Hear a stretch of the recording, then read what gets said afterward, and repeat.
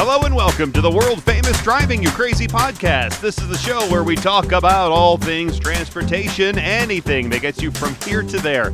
I am the traffic anchor and the transportation reporter for Denver 7 News, Jason Luber. If you would like to be a part of the program, you could always contact me on any of the contact links, and you could always leave a message at the listener hotline, 303-832-0217. I had the pleasure of broadcasting live the last week or so on one of our major interstates. So I-70, Interstate 70 through central Denver, has been going through a process where the interstate was built on a viaduct, this bridge that was quite a long bridge, and it was falling down. And not only was it falling down, it separated the two sides of the neighborhood with this interstate from the south side to the north side of these neighborhoods. And so the idea came up to replace the viaduct with a tunnel system. And then on the cap of the tunnel, basically put all the roads back to where they are it's supposed to be at ground level. And then also build a park, a community park, to once again bring the north side and south side neighborhoods together again. And it would be a nice deal. Well, as part of this tunnel project, so they had to bring down the viaduct, and they built the North Bore, and that was about a year ago. I did a tour of the tunnel there, and it was pretty cool. And, well, they have just finished the South Bore, and they are just moving over a weekend all the traffic on the eastbound side of I-70 into the new tunnel. And before they opened it, they closed down the highway on a Friday morning, I field anchored from down there on the highway, and it was actually... I enjoy those kind of things because, I mean, you're standing in a place that will, in presuming it was 48 hours, was going to carry commuter traffic for the rest of its existence. And nobody had really ever driven on it. None of the public was allowed on it at that point. And I was one of the first people to be on that section of interstate and be in that tunnel. I thought it was just really cool. And a couple weeks before that, I had a chance to get a private tour of all the cool things that are in the tunnel, like the speaker system. They have these speakers up there that allows emergency personnel to talk to people. So it's really for a fire. Let's say there's a fire, a vehicle fire, they can give you warnings. Hey, everybody get out of your car, walk towards the east side of the tunnel, start walking this way. We'll get the smoke out with the big fans out the other way so you can evacuate the tunnel. But what they've been using the speakers for more often than not right now has been telling people not to walk inside the tunnel. At least three people a week are either riding a bike or walking in the tunnel right next to interstate traffic, and it's not safe whatsoever. They have people out there doing it anyway. They have this fire deluge system where you can drop basically in about 1 minute. It can drop almost a third of a backyard swimming pool from the top of the tunnel, which is all pretty neat stuff. Anyway, that was happening in my world, so that was pretty fun. And today on the show, I have a very interesting guest. In just a minute, I'm going to be speaking with Neville Boston. Neville is the co-founder and the chief strategy officer for the company called Reviver. And what they do is produce and sell digital license plates. Now, these digital plates are available in several states already, and they're also now becoming available in Colorado for the first time. It's pretty interesting. I think there's a lot to learn about how they look, how they work. If you can hack into them and maybe type a little message into it to the guy who's tailgating you and says, hey, back off. I don't know if you could type in some other choice words for the guy tailgating you, but I will figure all that out. Anyway, and if you want to learn more about them, I'll have the description or the contact information in the description of the show as well. But first, I saw this news from an online site called The Verge that said that BMW is now selling subscriptions for heated seats in a number of countries. Yeah, if you want the seats in your car that are equipped with heat elements in it, and you want to turn it on, your own car, you're going to have to pay for that. Yay! Thank you, BMW. This is the latest example of BMW doing something called microtransactions. It's for a lot of their high-end car features. And this monthly subscription to heat your BMW front seats is going to cost you roughly $18 a month. And then you'd have the option to subscribe for a year, and you get a discount for that, a 2-month discount. They'll only charge you $180, so you get pay 10, get 2 free. You can get 3 years at a $300 price, or you can pay for the unlimited access to your heated seats in your own personal car for $415. BMW has slowly been putting features behind subscriptions since 2020, and heated seats are now available via subscription in the BMW digital store in countries including the UK, Germany, New Zealand, and South Africa. It has not, though, been an option yet popping up in the United States. Yet. Now, the company announced, BMW did, in 2020, that the car's operating system is going to allow for these micro-transactions on features like automatic high beams and adaptive cruise control. Well, customers, as you could imagine, have called the move greedy. And it sounds like it. Car makers have always charged customers more money for features in the higher cars. When you go to the showroom and you say, I want the sports package, or I want the sunroof package, or I want the whatever package, then it comes with extra things and you got to pay extra for it, but it's usually just the one-time fee, and boom, you're done, right? But not where there is a software component here rather than a hardware component. The hardware is already in the car, so the cost is already in the car. Now they're charging you extra to turn it on. That is different. Since you own the heated seat, you need now to pay for the heat to come on for the seat to get hot. Oh my. Other features that BMW is locking behind their subscription include heated steering wheels. That would cost you $12 a month. The option to record footage from your car's cameras. That's going to cost $235 for the unlimited use.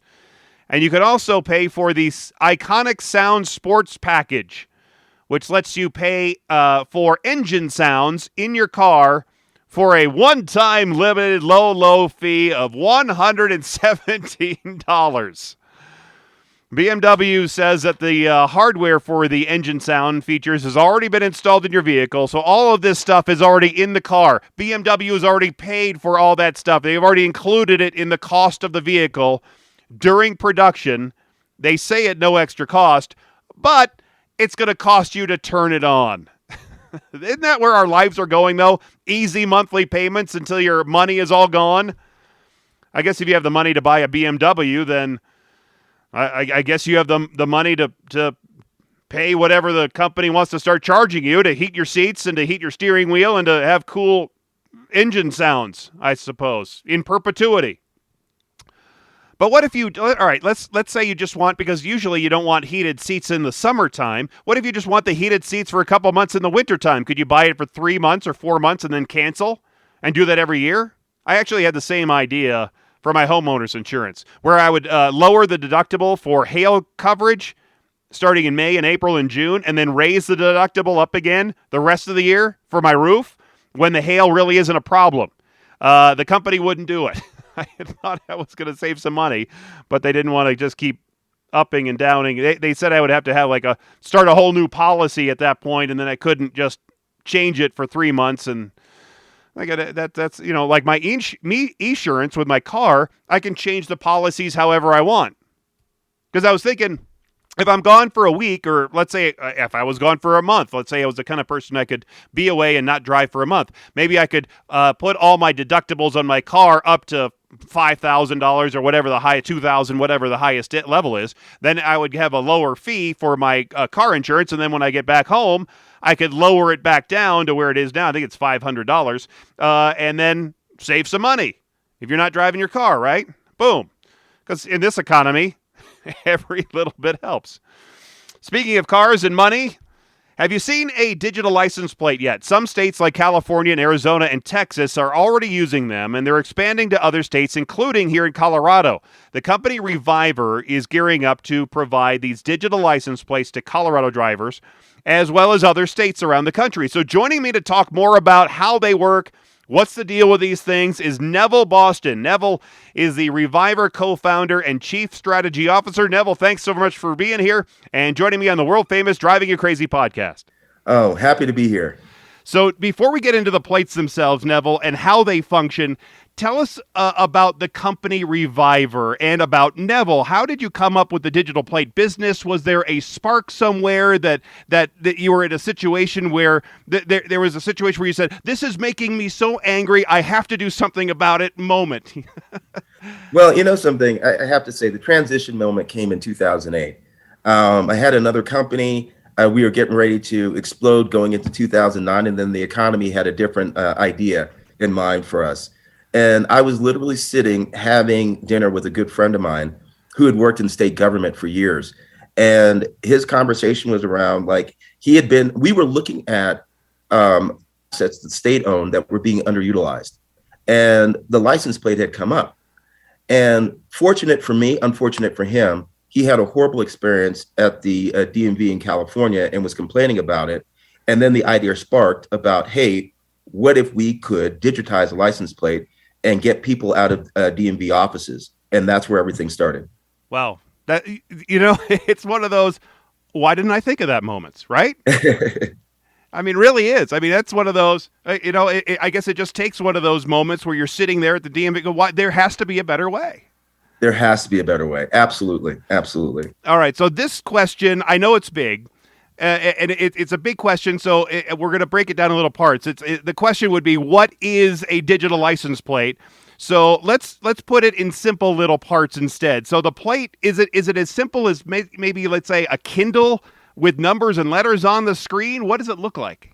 Okay. Yes, it actually looks like a 6x12 Kindle that's ruggedized.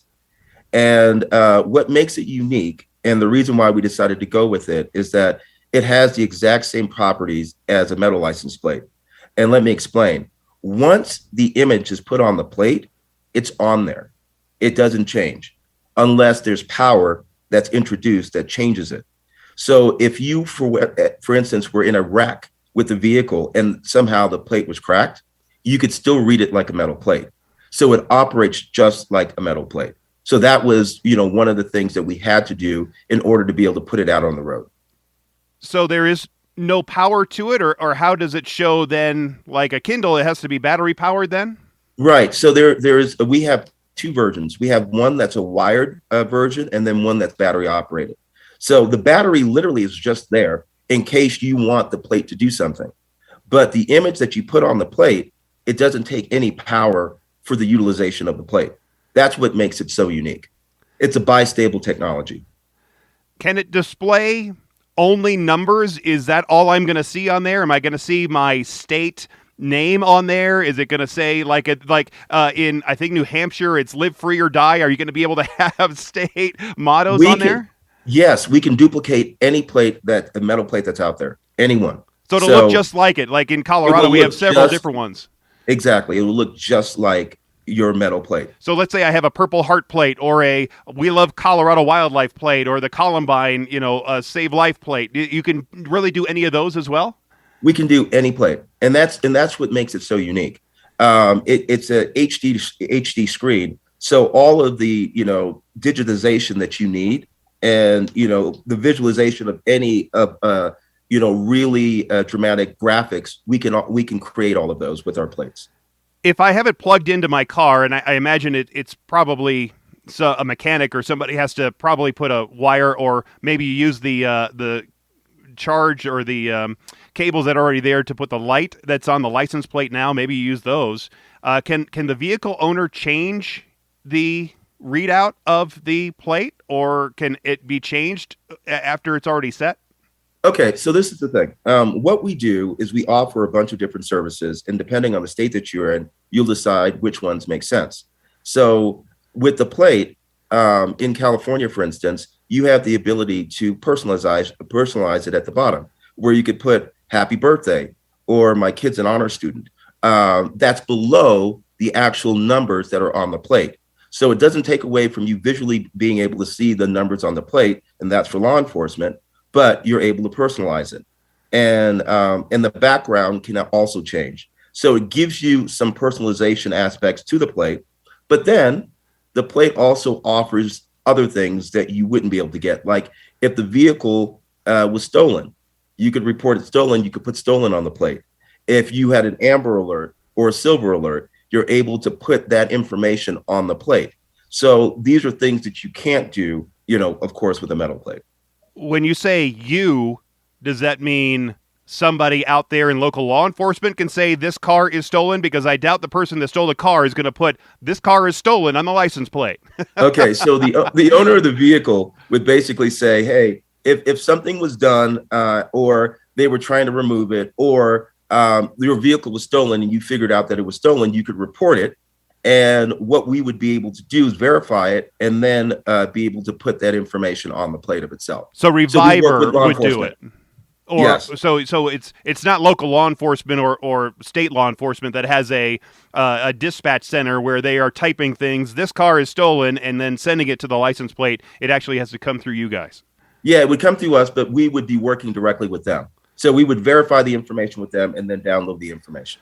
My guest is Neville Boston. He's the Reviver co-founder and chief strategy officer, talking about their digital license plates. They're now available here in Colorado. They're available in many other states. You talked about the background of the plate, and that can be changed. Can it be customized to have pictures of cats behind the letters and numbers, something that I like, like when you get a credit card that's customized? Can you do something like that? Well, something, all of the customization has to do with the state. So if the state says that that's okay, then that's something that we would do. Right now, when I said the background being customized, is that the plate is black and white and grayscale. So you have the ability to have a black image or a white image on the back of your plate. So when I was talking about background, I was talking about that in particular. Can you have colors on them? You said it was an HD screen. Yeah, it's an HD screen, but it's a black and white screen for right now. The reason why we're going with black and white is because of the color, because of the temperature variation. So we can go from -40 Celsius to 185 degrees with the black and white screen. The color screen doesn't have as much variation. So as soon as we're able to do that, then we'll be able to offer color. So that means you could use it whether you're in Barrow, Alaska, or in Tucson, Arizona. Correct. We've tested it in Arizona. We've tested it in Erie, Pennsylvania. We've tested it in Canada. We've tested it in Dubai. It works in various conditions. Have you tested it in a Colorado snowstorm? Not yet, but we're looking forward to doing that. Okay, good, because you and there are times that your whole front, your whole car basically is just covered in snow and you can't see the license plate. And in the past, because it's making me think about the traffic lights, the old incandescent traffic lights, they would have enough heat with that light bulb to melt the snow, and you would still be able to see the traffic signal. With the new ones, you have all those little dots of LED lights. Well, they don't put out any heat, and so the snow can just cover those traffic lights, which makes them a bit of an issue. I would think that this digital license plate probably doesn't put off enough heat to maybe melt the snow, does it? No. It doesn't do that. But we haven't had any issues with it. We've had it in Michigan, during the winter, and we haven't, seen any problems with it being able to be seen. What is the font? Can you change the font to whatever you want? Have that weird Sanskrit or something? Well, the font is tied to what you're in Colorado. It's Department of Revenue. It's whatever they have for the state. So we use the font that is current with all the rest of the license plates. How well are they able to be seen in the day and the night? And is that some kind of a technology that will dim it and brighten it if you need to, and maybe change it when you have somebody's headlights, bright light headlights, hitting it in the back? So one of the things that we've done is to make sure. So there are tests that are in place for visualization when it comes to the regular metal plates. We've passed all of those tests. So it can be seen in the same way from 180 degrees during the daytime, at dusk, at night. And then with the wired plate, it has a backlight, so it's backlit as well. So you're able to see it just like you see a regular metal plate. let's say a driver pulls over. I know here we have some live vehicles, our news trucks. They have a button inside where they can put a little strobe light on just in case of an emergency or we're pulled over doing a story, something like that. Can Right. these things maybe strobe if the driver pulls over, has a breakdown maybe? Something that's something that we've been thinking about. We haven't implemented it yet, but the plate, because it's, digital, we could do almost anything. So that's a possibility. Is there any way to hack into the plate and change the numbers and letters, have it say something else besides just my plate ID? Well, we've tested it and we run tests within our systems currently, and we haven't seen anything in that respect. We continue to test, and we haven't run into anything where we see it. Our information on the plate is really simple. We don't keep a lot of data. Most of everything is stored in the cloud, and everything is end-to-end encrypted. So to date, we haven't seen any issues with anything being broken into. My guest is Neville Boston. He's Reviver's co-founder and chief strategy officer about their digital license plate. They're available in several states around the country, including here in Colorado as of August. Do you have a digital license plate for the front and back of a car, since some states like California, like Colorado, require both plates in the front and the back? No, we just have it for the back right now. We don't, suggest that you put it in the front just because of the incoming. In California, they have something that is a vinyl plate, and that's something that we're looking at. But right now, it's just in the back of the vehicle. So here in Colorado, I would have to put my regular Metal plate in the front, Yeah. and then the other one in the back. Or like most of the Tesla owners here, they just ignore that law altogether and they don't put the plate on anyway. I'm sure they do that in California too. I've heard something like that. I found it interesting reading through the information that I can do a registration renewal with the digital plate. Does that happen automatically, or do I have to do something on an app or online to get that done? So we have an app that's tied to the plate. And in California, for instance, it's 75 days out. So when your vehicle registration is due, you will get a text message and you get an email and a message within your app saying that it's ready to be renewed. All you have to do is go in and press renewal. It will show you all the fees. Second press, you pay for everything, and then the plate is updated. So it literally can be done within a minute. Wow. So you don't have to send the check in the mail and wait, weeks for the registrar to cash your check. No. And then send the sticker in the mail back to your house, and then get out there and stick it on there, and you have the list, the stack of stickers right on the back. Exactly. And half the time you're scoring them so that people can't steal them. Right. So no, you don't have any of those issues. So if it has the ability to talk back and forth to the internet, where is it connecting? Is it just connecting to the outside world somehow, or how is it connecting to the internet? It's a great question. There's two ways. For the battery operated plate, it connects through Bluetooth. Will pair with your phone. So if there are messages that need to be down, if your phone is in proximity to the plate, it will download that information. And then the second way is that we have an LTE connection, both AT&T and Verizon, that connect to the plate.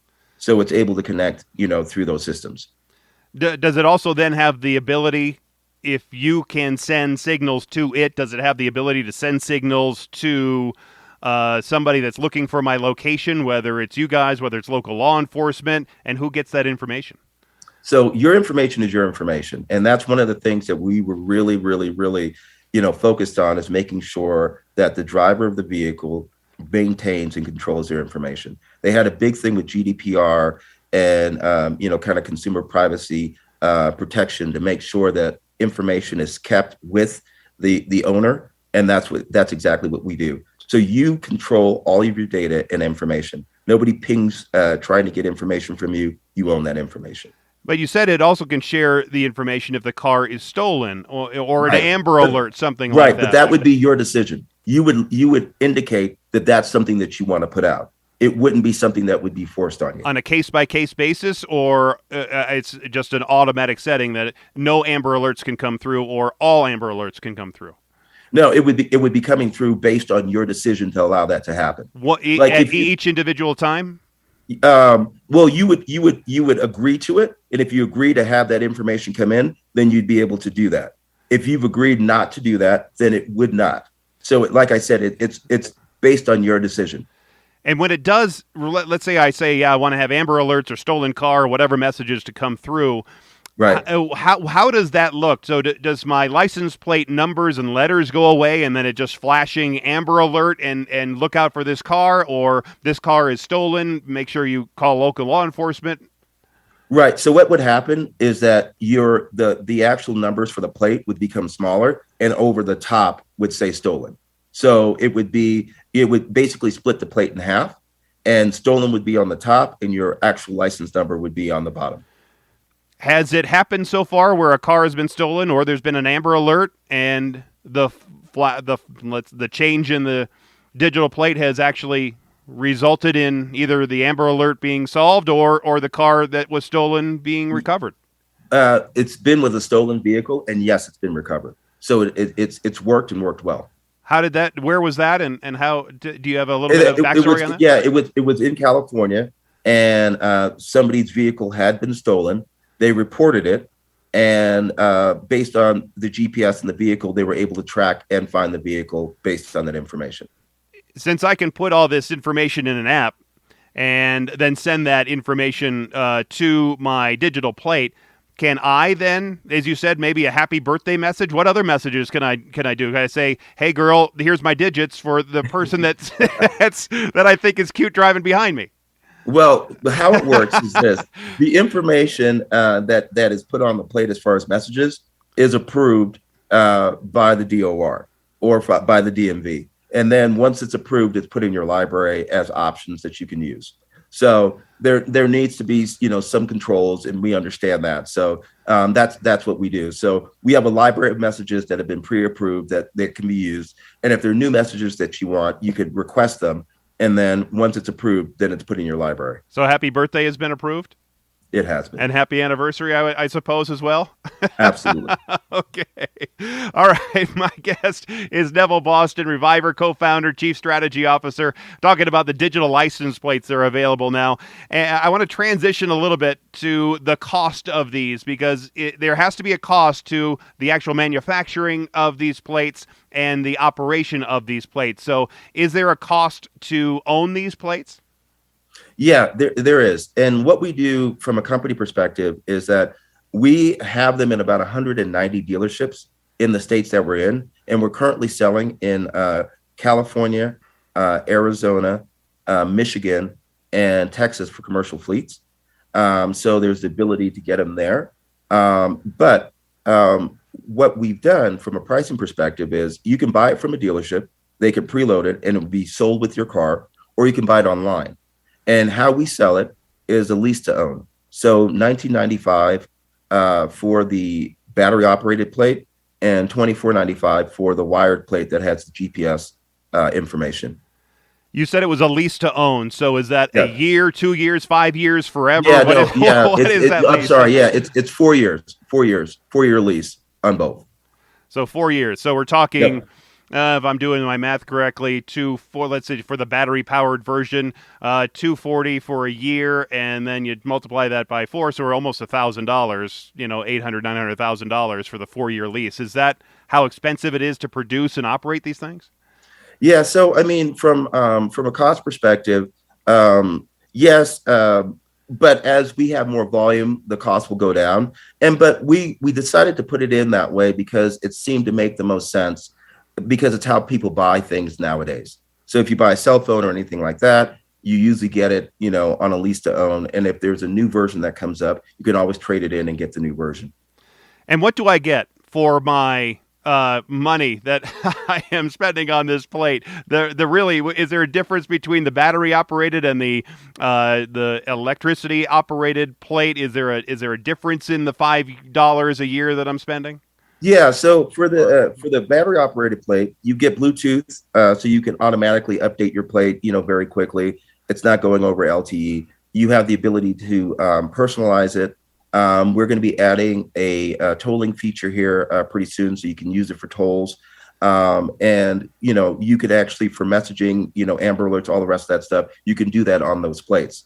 So for the plate, and then your registration renewals and things of that nature. And we're going to be adding more features. So registration renewal, you'll be able to use it for tolling. You can personalize it for the battery operated plate. For the wired plate, it has a GPS and an accelerometer. So you're able to track where your vehicle is going.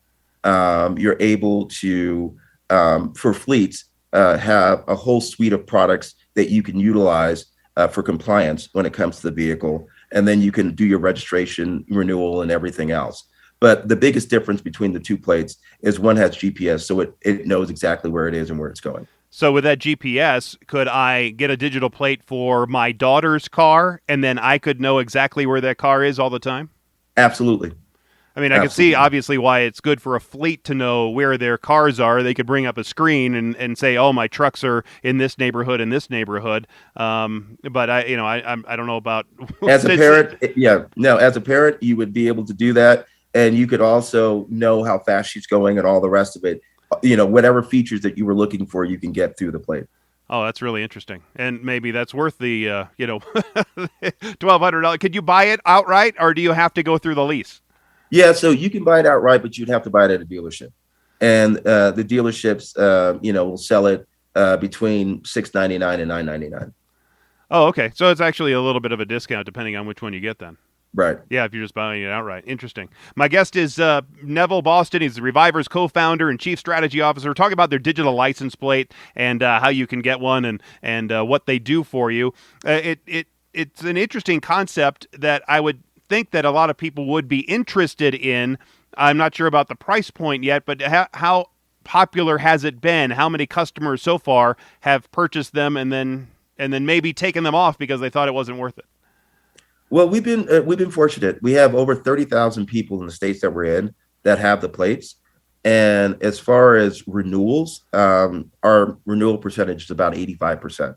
So I would think we're doing fairly well with retention of the people that have the plates. And when you say retention, is that after 4 years? You haven't really been in business for 4 years, have you? Or are you talking month to month? No, we're talking, and we've done it kind of year over year. Oh, okay. All right. So we were talking about which states they're already in. Are there other states already looking at this? You're in Idaho right now. So are you looking to sell them to Idaho? Yeah, at some point. Yeah. So this is the interesting point of view here is that we're currently legal where we passed legislation in California, Arizona, Michigan, Colorado, Illinois, Georgia, Texas for commercial fleets, and then Florida for governmental vehicles. So we're working, and our focus has been on the top 10 vehicle markets in the U.S., and we should be there by the middle of next year. And that would include New York, New Jersey, Pennsylvania, Ohio, North Carolina. Massachusetts you would think would be Yeah. big, those areas. Right. Do you have to go through this legislative process? Do you have to find a state legislator to then carry your water, if you will, through the legislative process?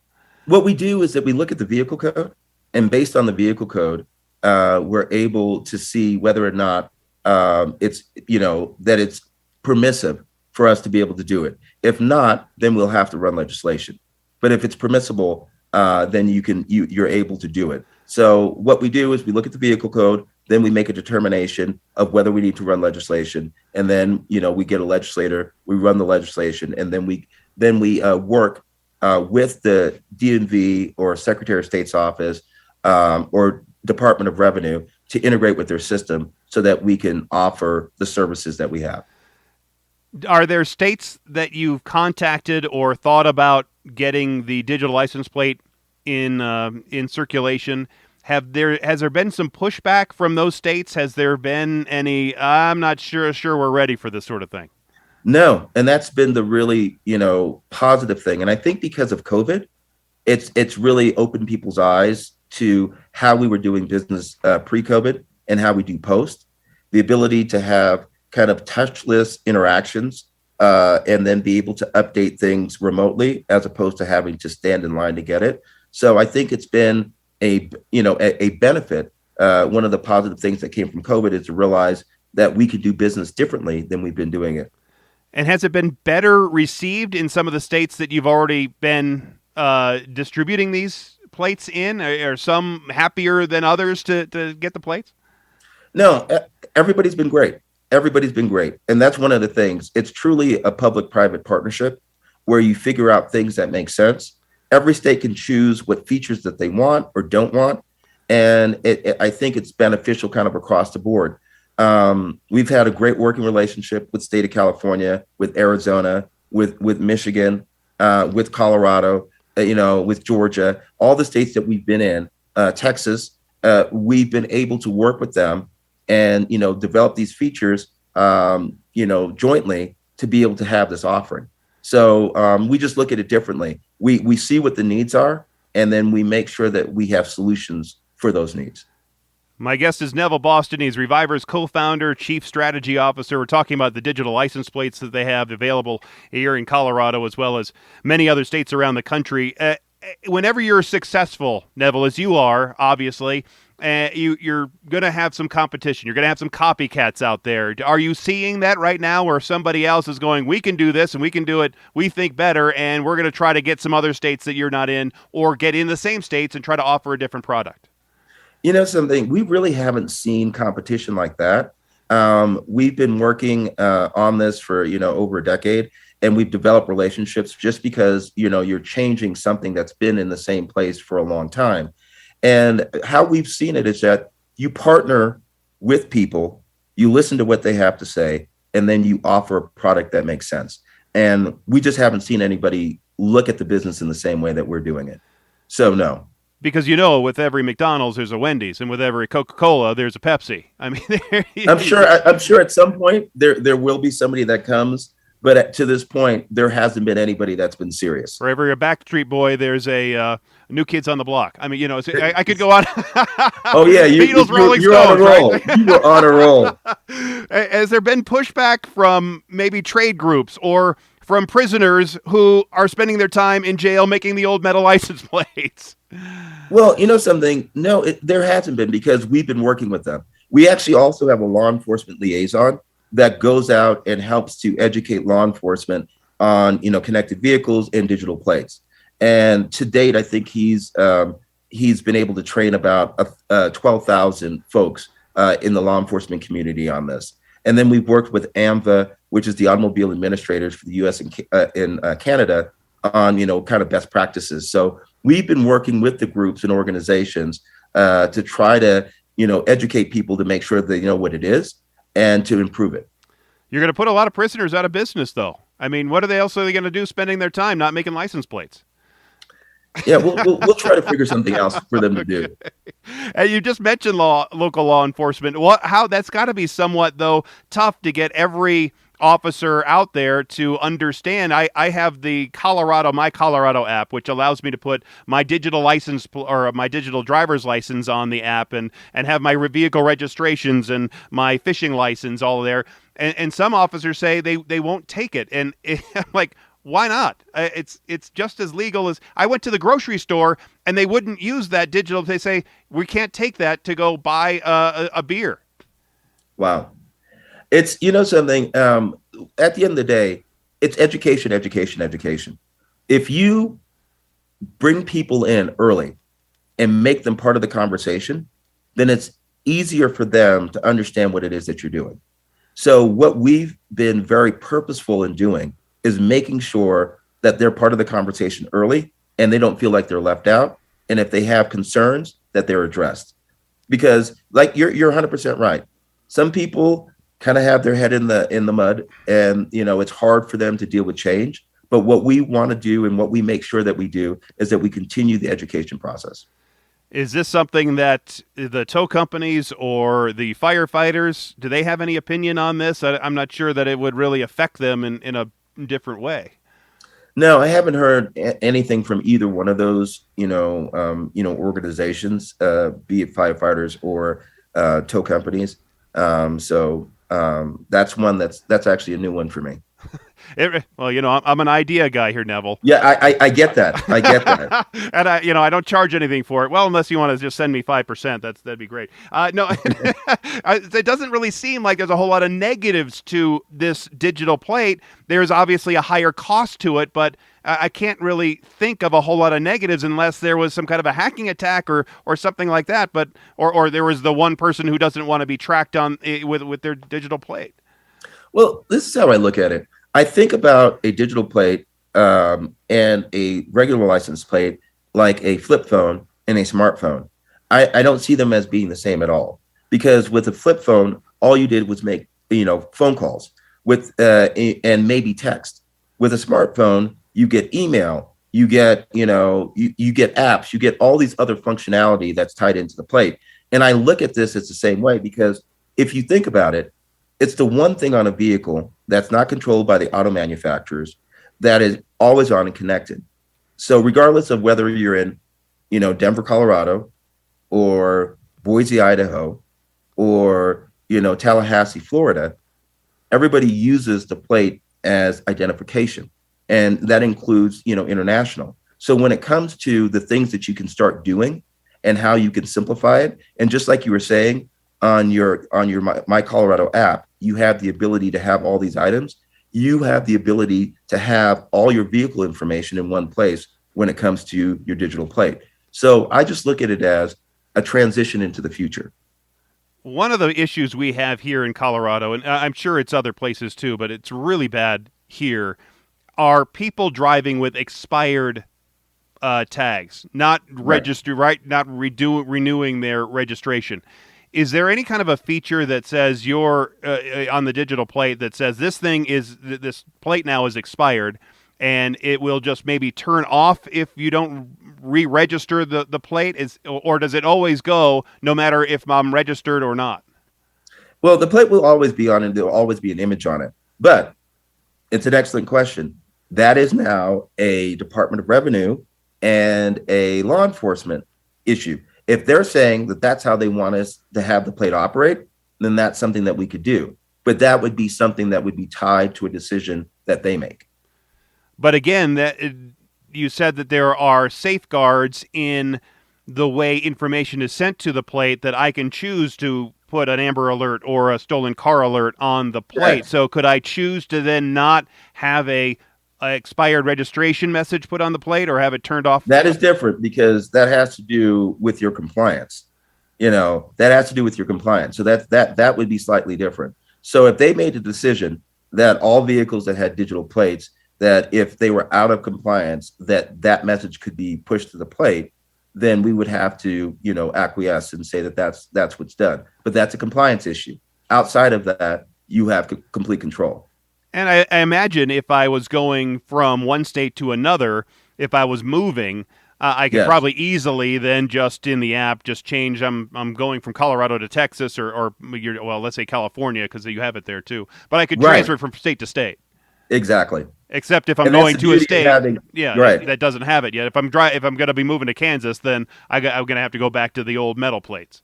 Right. And then would I just turn it? Would I turn it back into you? Would I then get my money back? You would own the plate. You would own the plate. And at some point, because by 2025, we expect to be in the entire U.S. So we would expect that you would be able to put that plate back on for Kansas and have it in Kansas in the next couple of years, anyways. Oh, okay. So, but let's say I only had it for I'm leasing to own in 2 years. I still have to pay the 4 year of lease, even though I've only had it for 2 years. Or send it back. If you were moving and you didn't want to wait, then you could absolutely send it back. Oh, okay. All right. What is there more that you would like for this plate to do? Would you like to see other features incorporated in it? Maybe a bigger sign, a bigger plate, maybe incorporate a dash cam on it, something like that? Something, the thing that we're doing right now is we're looking at features that people actually want. One of the biggest features was, the ability to do tolling. So we're going to be, enabling that in the next, 30 to 45 days. So that'll be a feature that will be out there. People also talk about parking and making it easier to park and have the plate be a parking aggregator, something that we're looking at as well. So we're constantly looking at features and testing assumptions to make sure that we're building things that people actually want with the plate. Because at the end of the day, it's the features that will continue to bring you back. And the more that you can do and the easier it is for you, the more that you will utilize it. So yes. Would that come with more cost? Well, that's the whole thing. We're working on driving the cost down all the time. Yeah.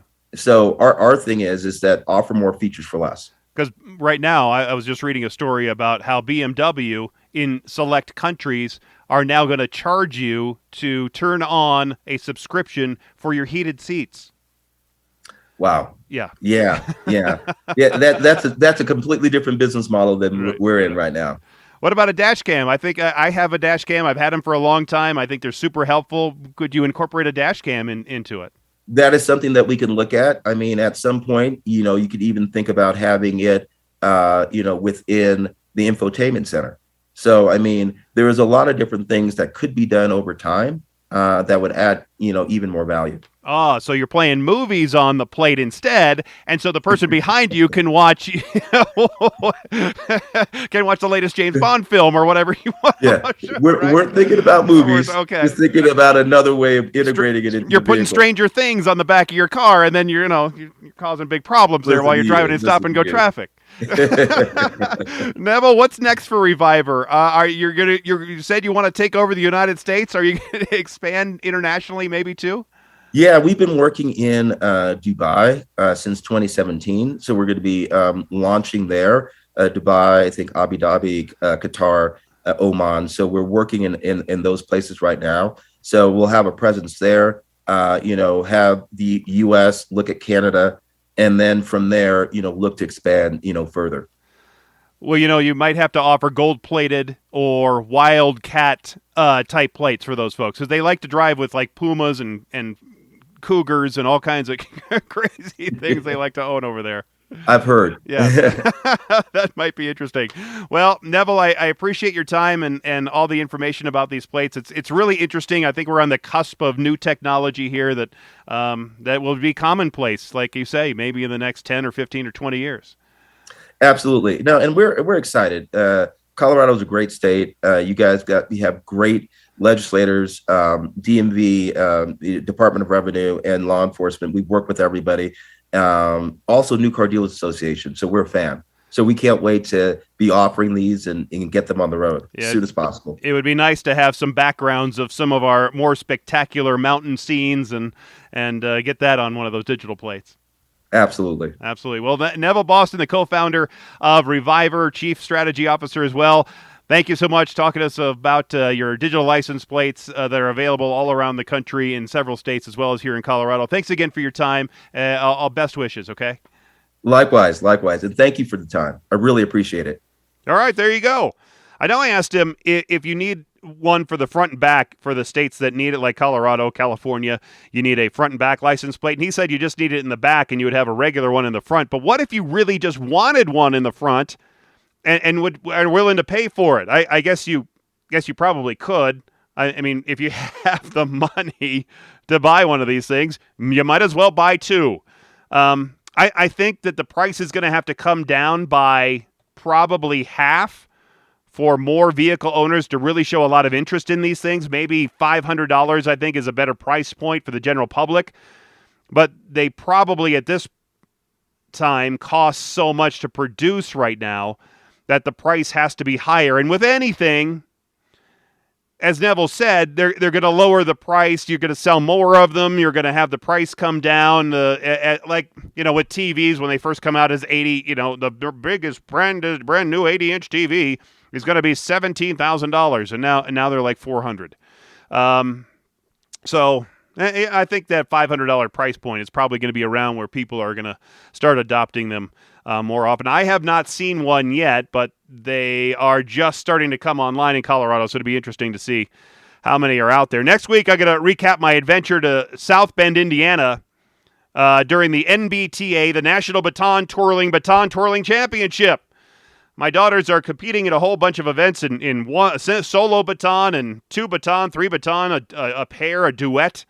They're doing marching stuff, which they call X-Strut, I believe, because we used to be with USTA and now we're with NBTA, and I'm not going to go into the whole TA thing, the Twirling Associations. I could if you really care, because there are differences between the two. But anyway, I'm sure there's interesting transportation storylines that will come out of that trip. I'll share it next time. Because there are always interesting transportation stories that I seem to find whenever I'm out of town. So anyway, thanks for being here. Thanks to Devil again for being on the show. And until next time, I'm Jason Luber, the traffic guy. Be safe, and as always, happy motoring.